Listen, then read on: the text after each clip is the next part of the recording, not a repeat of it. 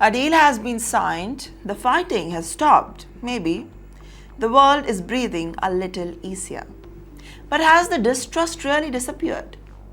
That is the question hanging over the latest agreements between Iran and the United States. Hi, this is Navya and you're watching TimesXP.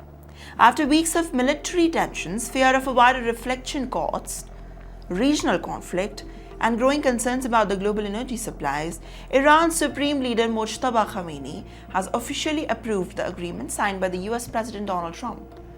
With that, also, Iran's President Masoud Pezeshkian signed it. But there's a catch.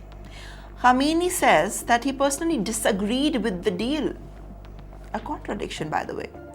In a message to Iranian people, he revealed that he held a different view on agreements, but ultimately gave his approval about receiving the guarantees from President Pezeshkian and then senior Iranian officials that Iran's national interests would be protected. Because while the agreements have reduced tensions, it has not eased the decreased mistrust.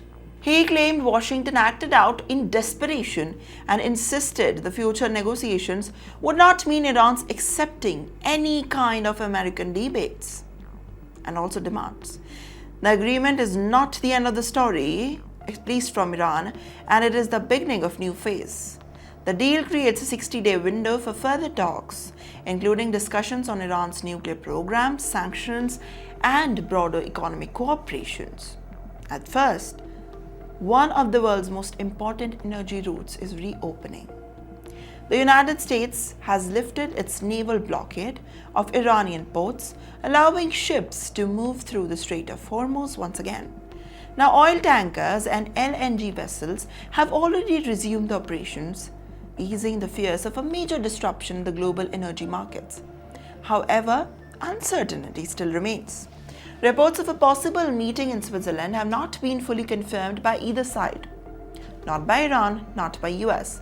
Future negotiations could determine whether the agreement evolves into a lasting diplomatic breakthrough or a complete collapse under the weight of old rivalries. The economic stakes are also enormous. The agreement, it includes sanctions, relief for Iran, and outlines a potential reconstruction fund worth $300 billion border the nuclear understandings that are being reached. For now, both sides are claiming success, but history shows us a very different agreement between Washington and Tehran. Well, that is really simple. The test is on the signature of the document.